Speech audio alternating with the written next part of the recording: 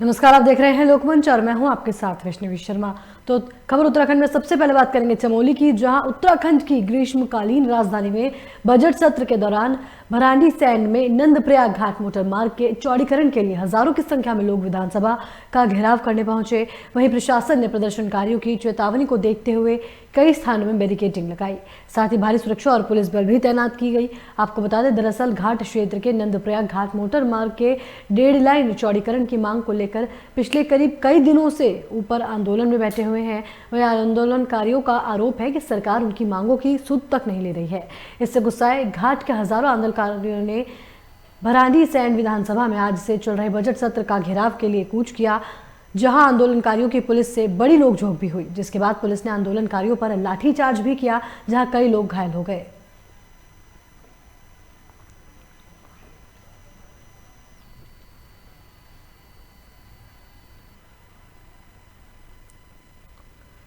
और इसी बीच बड़ी खबर देहरादून से है, जहां देहरादून में कांग्रेस ने राज्य सरकार का पुतला दहन किया है। बताया जा रहा है कि आंदोलनकारियों पर लाठीचार्ज का विरोध किया गया।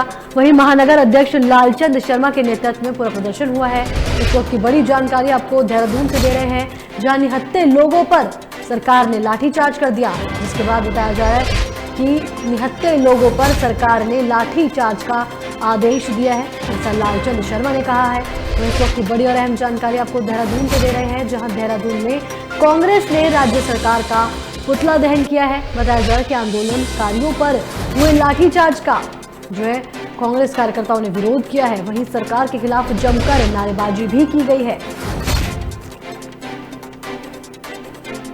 इस वक्त की बड़ी जानकारी आपको दे रहे हैं देहरादून से, जहां कांग्रेस कार्यकर्ताओं ने राज्य सरकार का पुतला दहन किया। आंदोलनकारियों पर हुए लाठीचार्ज का कांग्रेस कार्यकर्ताओं ने विरोध किया है, जहां महानगर अध्यक्ष लालचंद शर्मा के नेतृत्व में ये पूरा प्रदर्शन किया गया। वहीं महानगर अध्यक्ष लालचंद शर्मा का कहना है कि निहत्थे लोगों पर सरकार ने लाठीचार्ज का आदेश दिया है।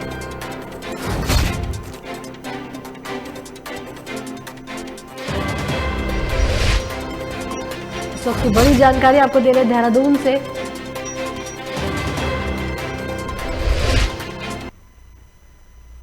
हल्द्वानी में नैनीताल लोकसभा सांसद अजय भट्ट और नगर निगम मेयर जोगेंद्र रौतेला ने एलईडी लाइट की शुरुआत की। बताया जा रहा है कि शहर के 33 वार्डों में 10,000 एलईडी लाइट लगाई जाएगी। साथ ही 8.5 करोड़ की लागत से 3 महीनों में ये काम पूरा कर दिया जाएगा, जिसमें काठगोदाम से एलईडी लाइट लगाए जाने की शुरुआत की गई है। आपको बता दें कि मेयर जोगेंद्र रौतेला ने कहा कि इस लाइट के लगने से जल्द हल्द्वानी शहर रोशनी से जगमगाएगा।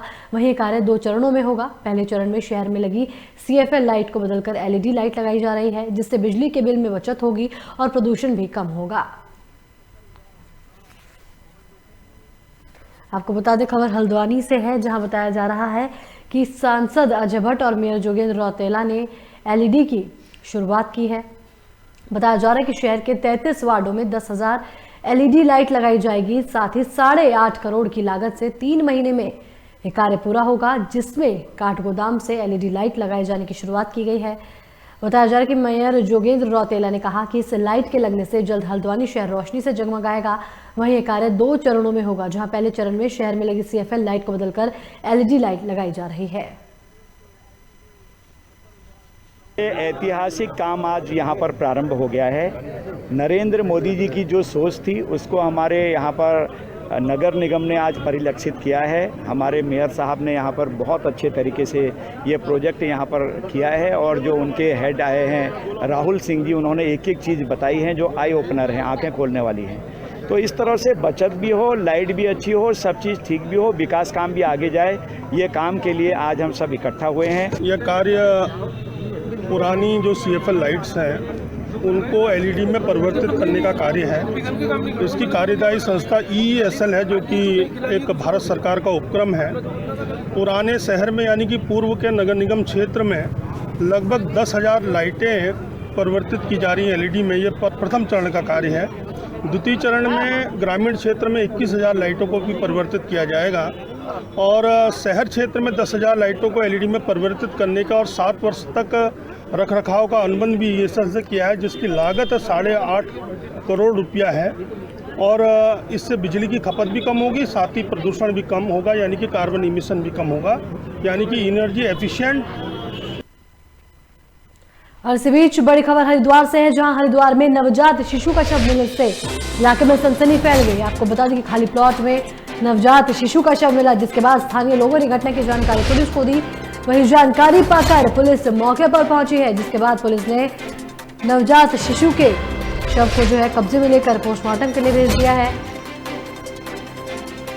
साथ ही आपको बता दें कि पुलिस जो है मामले की लगातार जांच कर रही है। वहीं पूरा मामला ज्वालापुर कोतवाली क्षेत्र के सुभाष नगर का बताया जा रहा है, जहां खाली प्लॉट में नवजात शिशु का शव मिलने से इलाके में सनसनी फैल गई। इस वक्त की बड़ी और अहम जानकारी आपको हरिद्वार से दे रहे हैं, जहां हरिद्वार में खाली प्लॉट में नवजात शिशु का शव मिलने से इलाके में सनसनी फैल गई। आपको बता दें कि स्थानीय लोगों ने मामले की जानकारी पुलिस को दी, जिसके बाद जानकारी पाकर पुलिस मौके पर पहुंची। वहीं पुलिस ने मौके पर पहुंचकर नवजात शिशु के शव को पोस्टमार्टम के लिए भेज दिया है। साथ ही पुलिस लगातार मामले की जांच कर रही है।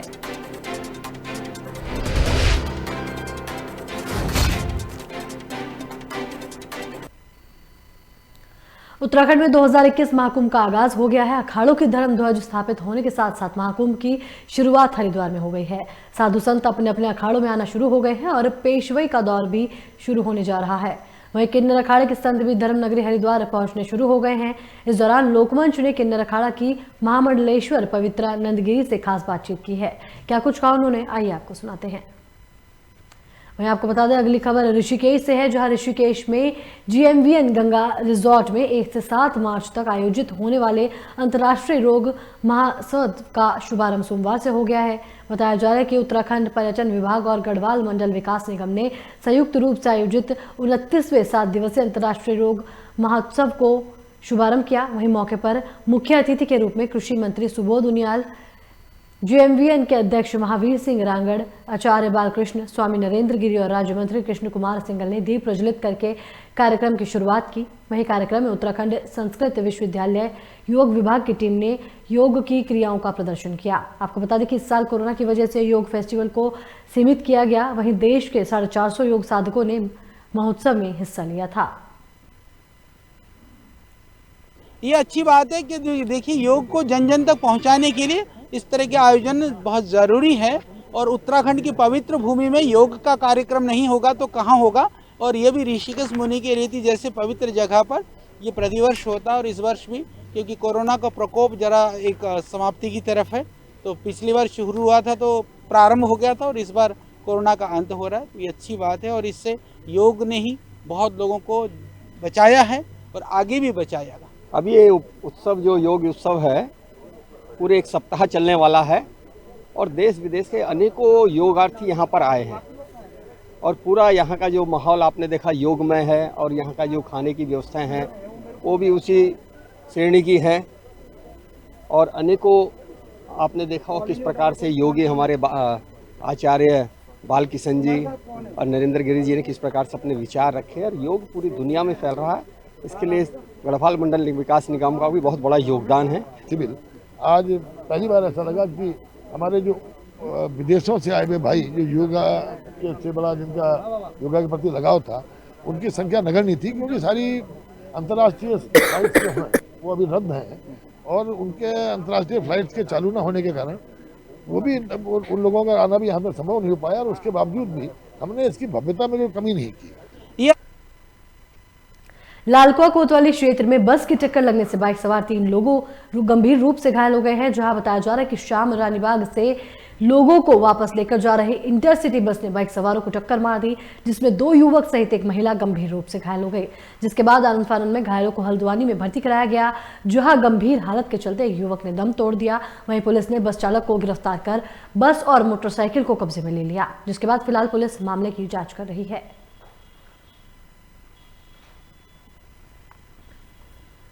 हम लोग लगातार पुलिस चालान भी कर रही है और लोगों को जागरूक भी कर रहे हैं। इसके बावजूद भी लोगों की ये ड्यूटी बनती है कि वो केवल चालान के लिए अपने जो सुरक्षा के उपकरण है या जो सड़क सुरक्षा के नियम है उनको फॉलो करें, अपने जीवन की रक्षा के लिए भी उनको फॉलो करें। हम लोग लगातार। और इसी बीच बड़ी खबर रुड़की से है, जहां रुड़की में एक बालपुर शुगर मिल के बाहर किसानों का हल्ला बोल हो गया है। बताया जा रहा है कि शुगर मिल के खिलाफ किसान नेता धरने पर बैठे हैं। वहीं सूचना पर पहुंची पुलिस ने मामले को शांत करवाने में जुटी हुई है। आपको बता दें कि शुगर मिल प्रबंधक ने किसानों पर अनैतिक दबाव बनाने का आरोप लगाया है। इस वक्त की बड़ी और अहम जानकारी आपको रुड़की से दे रहे हैं, जो आपको बता दें कि किसान नेताओं में शुगर मिल के खिलाफ आक्रोश व्यापक दिखाई दे रहा है। वहीं इकबालपुर शुगर मिल के बाहर किसानों का हल्ला बोल प्रदर्शन देखने को मिला है, जहां शुगर मिल के खिलाफ किसान नेता जो है धरने पर बैठे हैं। वहीं सूचना पर पहुंची पुलिस मामले को शांत करवाने में जुटी हुई है। साथ ही आपको बता दें कि शुगर मिल प्रबंधक ने किसानों पर अनैतिक दबाव बनाने का आरोप भी लगाया है।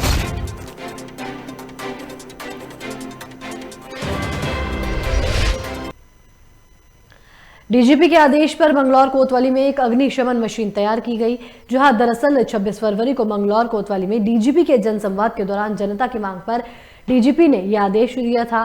बताया जा रहा है कि मंगलौर के देहात में आग लगने की कई घटनाएं हो चुकी हैं, जिसको गंभीरता से लेते हुए डीजीपी ने मंगलौर कोतवाली में अग्निशमन मशीन तैनात करने के आदेश दिए थे। वहीं सीओ पंकज गैरोला ने बताया कि आग लगने की घटना होने पर पहले रुड़की से आग बुझाने की मशीन आती थी, जिसके कारण काफी देर होती थी। अब कोई घटना होती है तो समय रहते आग पर काबू पाया जा सकता है।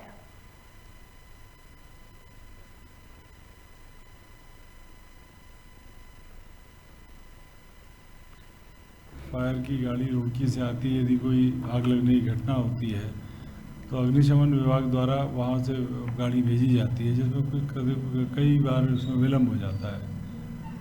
इस समस्या को देखते हुए पुलिस महानिदेशक महोदय के आदेश पर तत्काल एक गाड़ी मंगलौर पुलिस स्टेशन में उपलब्ध हो गई है। इसके संग नियुक्त स्टाफ भी है। अब भविष्य में यहाँ पर लाभ की जो आपने बात कही है, लाभ इसमें मुख्यतः समय जो है पहुँचने में अब कम लगेगा और जल्दी ही उस पर नियंत्रण पाया जा सकता है। पौड़ी गढ़वाल के थाना सतपुली में सीएलजी मेंबरों के साथ बैठक का आयोजन किया गया, जिसमें थाना क्षेत्र में समस्याओं और उनके निराकरण पर बातचीत की गई। साथ ही सतपुतली कस्बे में मुख्य चौराहे पर सीसीटीवी कैमरों को लगाए जाने पर भी चर्चा की गई, जिससे अपराध नियंत्रण और संदिग्ध लोगों पर भी नजर रखी जा सके। वहीं इस अवसर पर थानाध्यक्ष संतोष पैथवाल ने बताया कि अनावश्यक रूप से एनएच और दुधार खाल मोटर मार्ग पर जो लोग गाड़ी खड़ी करते हैं, उनके विरुद्ध अब थाना पुलिस अभियान चलाकर एमवी एक्ट के तहत कार्रवाई करेगी। वहीं इस अवसर पर वेद प्रकाश वर्मा, थानेश्वर कुकरेती, ब्रिजमोहन रावत उपस्थित रहे।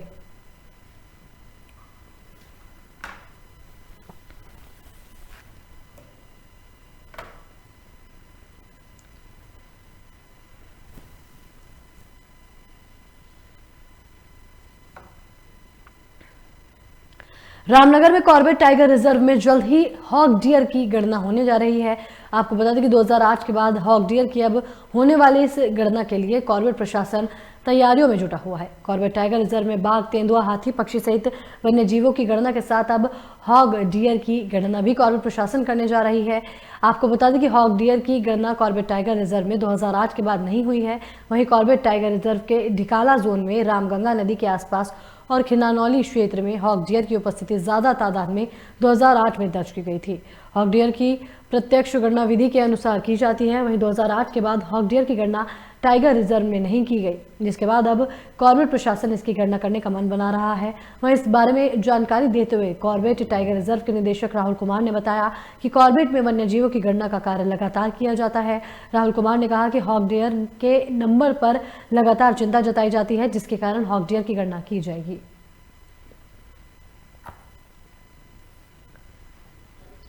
देखिए, कॉर्बेट में जो वाइल्ड एनिमल्स हैं उनका सेंसस का काम रेगुलरली किया जाता है। अभी हॉग डियर के नंबर्स पे लगातार चिंता जताई जाती है उस तरह से, तो इसके लिए जो उचित समय होगा उसमें हॉग डियर की गणना की जाएगी और जो भी स्टैंडर्ड प्रोटोकॉल है उसके हिसाब से, और जो भी डेटा आएगा उसके अनुसार कार्रवाई की जाएगी। देखिए, कॉर्बेट में रामनगर से ग्राम ढेला की ओर जा रही रोड पर ग्राम सांवंदले के पास एक हाथी रोड पर आ गया, जहां हाथी के रोड पर आने से दोनों साइड में लगे ट्रैफिक की लंबी लाइनें लग गई, जिसके चलते ट्रैफिक को देखकर हाथी आक्रामक हो गया और हाथी ने एक कार के शीशे और कार का दरवाजा तोड़ दिया।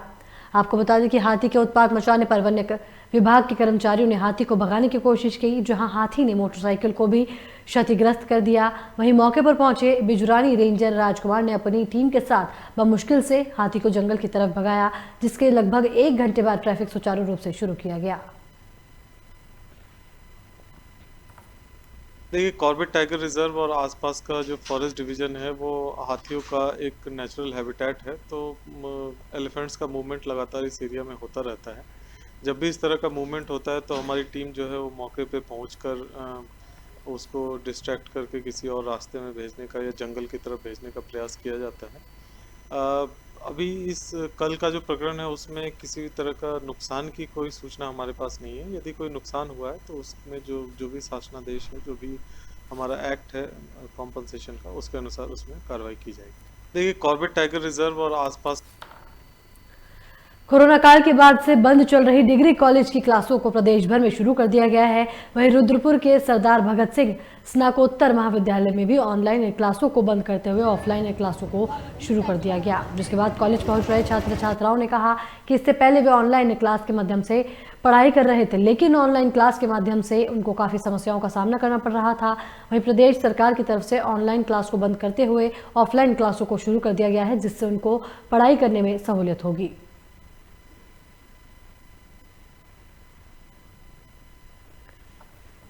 वो लोग आ रहे थे जिनकी प्रैक्टिकल कक्षाएं चल रही थी, ठीक है ना, जो साइंस के या जो आर्ट्स में ज्योग्राफी के, साइकोलॉजी के। इसके अलावा सबकी ऑनलाइन कक्षाएं चल रही थी, ऑफलाइन में केवल यही इतने थे।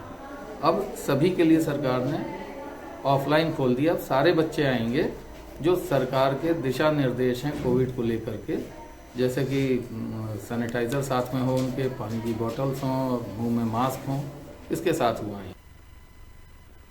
रुद्रपुर के भदईपुरा में युवक की गोली मारकर हत्या कर दी गई, जहां सूचना पर पहुंची पुलिस ने मृतक के शव को कब्जे में लेकर पोस्टमार्टम के लिए भेज दिया। बताया जा रहा है कि रुद्रपुर के भदईपुरा निवासी रिंकू यादव सिडकुल की एक कंपनी में काम करता था, जहां वह पत्नी और 2 बच्चों के साथ भदईपुरा में रहता था।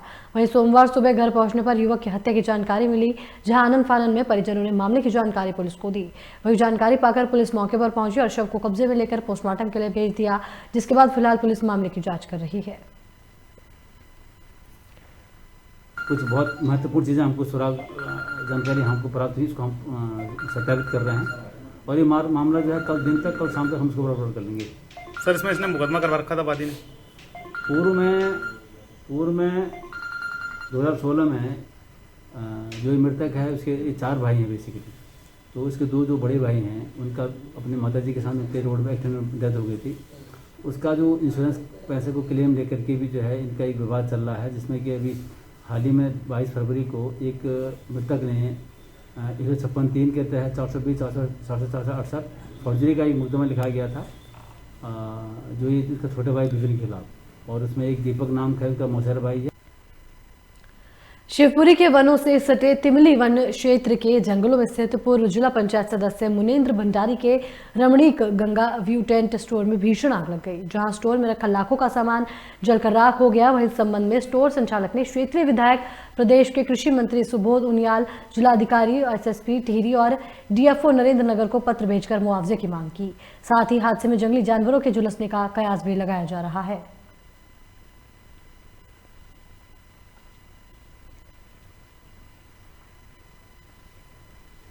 मेरा अपना कैंप पहले शिवपुरी में हुआ करता था, लेकिन एमबीपी ने यहाँ रिवर साइड में बंद करवा दिए। अब मैंने अपनी ज़मीन देवधार तिमली में कैंप खोला था, लेकिन लॉकडाउन के कारण बंद कर दिया गया। वहाँ मैंने स्टोर बनाया हुआ था और जंगल के पता नहीं किसी ने आग लगाई और वो सब सामान सब जल के राख हो गया और हमारा 8-10 लाख का नुकसान हो गया वहाँ। इसी बीच बड़ी खबर हरिद्वार से है, जहां हरिद्वार में परिवहन निगम की वर्कशॉप के पास गाड़ियों में भीषण आग लग गई है। बताया जा रहा है कि बसों की वेल्डिंग के दौरान ये भीषण आग लगी, जहां जानकारी पाकर मौके पर फायर ब्रिगेड की गाड़ियां पहुंची। वहीं कड़ी मशक्कत के बाद आग पर काबू पाया गया है। इस वक्त की बड़ी और अहम जानकारी आपको हरिद्वार से दे रहे हैं, जहां आपको बता दें कि परिवहन निगम की वर्कशॉप के पास गाड़ियों में भीषण आग लग गई है। मैं आपको बता दें कि बसों की वेल्डिंग के दौरान यह हादसा हुआ, जहां जानकारी पाकर मौके पर फायर ब्रिगेड की टीम पहुंची। वहीं कड़ी मशक्कत के बाद आग पर काबू पाया गया।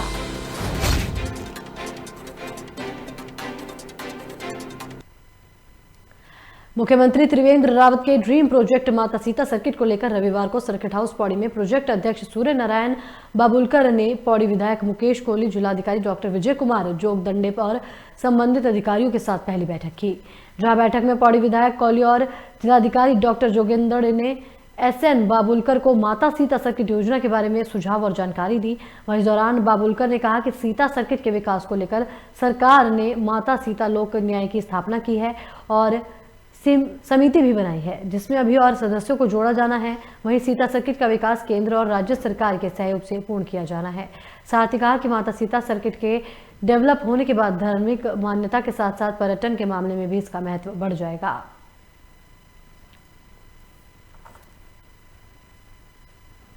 आज तो हमारी ये पहली मीटिंग है और आपको जानकारी है कि जो है सीता माता लोक न्यास की स्थापना जो है सरकार ने की और उसे न्यास का मुझे अध्यक्ष नियुक्त किया गया। एक समिति भी बनाई गई है, लेकिन अभी उस समिति में कुछ और मेंबर उसको जोड़ा जाना है। आज हम तमाम अफसरों की हमने यहाँ मीटिंग की, जिलाधिकारी महोदय भी उपस्थित हैं, विधायक जी भी उपस्थित हैं और कुछ विचार विमर्श हमने किया। आज हम वहाँ स्पॉट इंस्पेक्शन के लिए जा रहे हैं, उस स्थान का निरीक्षण करेंगे, देखेंगे कि जो भी वहाँ से जानकारी हमें प्राप्त होगी माननीय मुख्यमंत्री जी को उसको उपलब्ध कराएंगे और तब आगे के जो है उस पर कैसे जो है क्रियान्वयन किया जाएगा इस जो है प्रोजेक्ट का सुविचार। जौनसार बावर के समस्त सरकारी सस्ता गल्ला राशन विक्रेताओं ने बैठक का आयोजन किया। आपको बता दें कि पिछले 8 महीने से विक्रेताओं को कोरोना काल में मुख्यमंत्री खाद्य योजना का भाड़ा नहीं मिला, जिस कारण विक्रेताओं को आर्थिक हानि का सामना करना पड़ रहा था। वहीं विकासनगर के बाड़वाल के एक निजी होटल में क्षेत्र के लगभग 200 राशन विक्रेताओं ने बैठक का आयोजन किया, जहां बैठक में राशन विक्रेताओं ने मांग करते हुए कहा कि उनको सरकार की तरफ से हर महीने गोदाम से उठान हेतु बाध्य किया जाता है। वहीं दाल का उठान ना किए जाने पर राशन उठान से मना कर दिया जाता है, जिसके बाद राशन विक्रेताओं की मांग है कि उन्हें किराया भाड़ा सरकार समय समय पर दे, वहीं राशन की कटौती भी ना की जाए। वहीं आपको बता दें अगली खबर रुद्रपुर से है, जहां कृषि कानून के विरोध को लेकर रुद्रपुर में संयुक्त किसान मोर्चा के तत्वाधान में किसान महापंचायत का आयोजन किया गया। इस दौरान आपको बता दें कि तमाम बड़े किसान नेता भी मौजूद रहे, जिसमें हजारों की संख्या में किसानों ने महापंचायत में प्रतिभाग किया। वहीं महापंचायत में किसान नेता राकेश टिकैत, डॉक्टर दर्शनपाल सिंह, गुरनाम सिंह चडूनी, पंजाबी अभिनेता सोनिया मान, पंजाबी गायिका रुपिंदर हांडा भी ने भी शिरकत की। इस दौरान पंचायत के कृषि कानून को वापस लेने और गाजीपुर बॉर्डर में अधिक से अधिक किसानों के पहुंचने का आह्वान किया गया।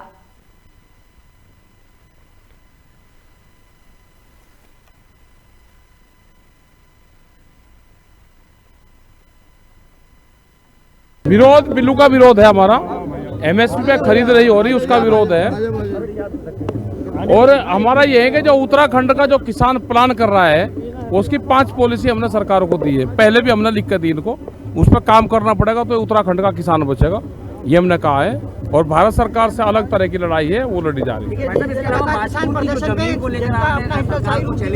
अरे सरकार को चैलेंज क्यों नहीं करेंगे? 70 साल से उस जमीन पर खेती कर रहे हैं, किसान रह रहे हैं। कोई एक बेवकूफ़ आदमी आया कोई पर्चा लेके और कहने लगा जी मेरी जमीन है। जितने सरकारी ऑफिस बन रहे हैं, जितने बन रहे हैं, क्या ये सरकार उनको छोड़ देगी जो थाने DM के और उसके जो ऑफिस घर बने हुए हैं? विरोध बिल्लू का विरोध है।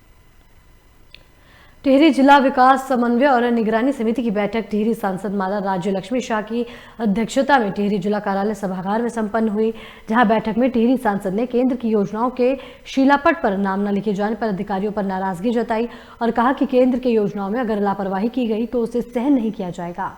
वहीं सरकारी योजनाओं संबंधित शिकायतों का निस्तारण करने और अलगी बैठक में प्रगति रिपोर्ट देने को कहा।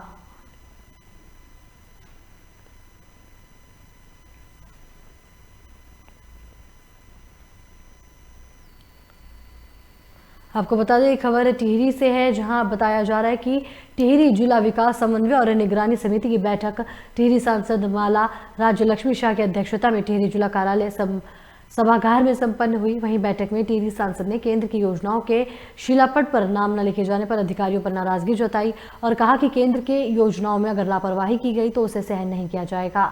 साथ ही सरकारी योजनाओं के संबंधित शिकायतों का निस्तारण करने और अगली बैठक में प्रगति रिपोर्ट देने को कहा। सब अधिकारियों को भी हमने बताया, हमारे सब कार्यकर्ताओं हम सब मिलकर सबका प्रॉब्लम जिस डिपार्टमेंट का था सब बता दिए और आगे से बहुत मैंने कहा कि देश सिर्फ मीटिंग में ही मिलना नहीं चाहिए, बीच में भी मिलकर प्रॉब्लम सॉल्व करना चाहिए एक दूसरे का प्रॉब्लम, ताकि आगे जब आएंगे तो अच्छा लगेगा कि दोनों तरफ से काम हो रखा है। क्योंकि कभी ऐसा लगता है एक तरफ का होता है, एक तरफ ऐसा नहीं, सभी लोग मिलकर काम करें। मैंने यही बोला है और मुझे पूरा विश्वास है कि आगे काम अच्छी तरह से, वैसे भी होता है कुछ छूटता है, मगर मुझे पूरा विश्वास है हम सब मिलकर आगे अच्छे। पुलिस लाइन चंबा में आयोजित 10 दिवसीय आत्मरक्षा प्रशिक्षण शिविर के समापन के अवसर पर टिहरी एसएसपी तृप्ति भट्ट ने प्रशिक्षण प्राप्त बालिकाओं को टी शर्ट और कैंप वितरित किए। वहीं आपको बता दें कि इस मौके पर उन्होंने कहा कि बालिकाओं के लिए आत्मरक्षा सबसे जरूरी है ताकि वे किसी भी मुसीबत के समय अपनी रक्षा खुद कर सके। वहीं तृप्ति भट्ट ने कहा कि टिहरी में हेलो टिहरी लॉन्च किया गया है, जिससे कि पुलिस और जनता के बीच में संवाद हो सके, साथ ही अपराधों पर नकेल कसी जा सके, जिस पर टिहरी पुलिस अच्छा कार्य कर रही है।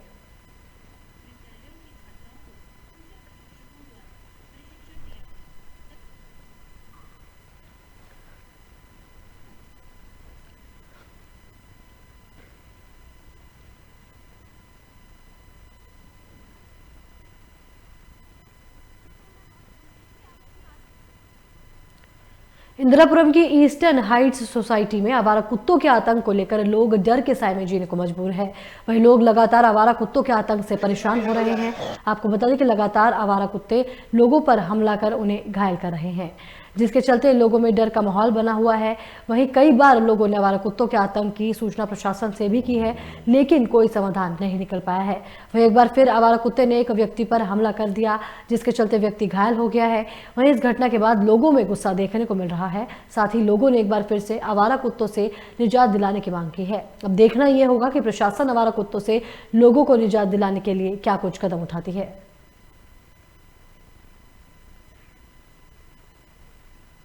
आपको बता दें खबर इंदिरापुरम से बताई जा रही है, जहां इंदिरापुरम में आवारा कुत्तों का आतंक जो है लगातार जारी है। वहीं इंदिरापुरम की ईस्टर्न हाइट सोसाइटी में आवारा कुत्तों के आतंक को लेकर लोग डर के साए में जीने को मजबूर है। आपको बता दें कि लोग लगातार आवारा कुत्तों के आतंक से परेशान हो रहे हैं। साथ ही लगातार आवारा कुत्ते लोगों पर हमला कर उन्हें घायल कर रहे हैं, जिसके चलते लोगों में डर का माहौल बना हुआ है। वहीं कई बार लोगों ने आवारा कुत्तों के आतंक की सूचना प्रशासन से भी की है, लेकिन कोई समाधान नहीं हुआ। जिसके बाद एक बार फिर आवारा कुत्तों ने एक व्यक्ति पर हमला कर दिया, जिसके चलते व्यक्ति घायल हो गया। वहीं इस घटना के बाद लोगों में गुस्सा देखने को मिला है। साथ ही लोगों ने एक बार फिर से आवारा कुत्तों से निजात दिलाने की मांग की है।